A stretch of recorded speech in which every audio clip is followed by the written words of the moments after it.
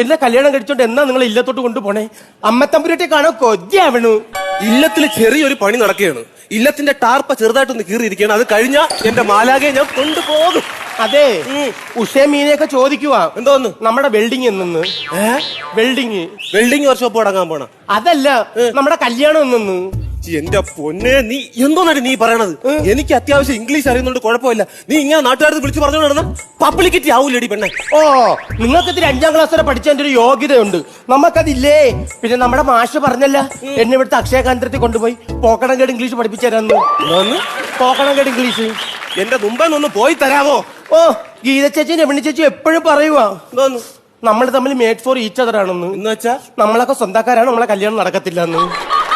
ഇനി അവർക്കൊക്കെ ഒരു എന്റെ അടുത്ത് ഒരു ഇതുണ്ട്. കാരണം എന്ന് പറഞ്ഞു കഴിഞ്ഞാൽ അവരെന്റെ പുറകെ നടന്നതാണ്. ഞാൻ പിടി കൊടുത്തിട്ടില്ല. ഞാൻ നിനക്കും അത്ര പിടി തന്നിട്ടുണ്ട്. ഓ, എനിക്ക് ഈ ഗ്രാമത്തിൽ കടന്ന് ഇങ്ങനെ ഓടാനുള്ള ഇതേ ഉള്ളൂ. അണ്ണാ, നമുക്ക് എവിടെയെങ്കിലും ഒന്ന് കറങ്ങാൻ പോയത്?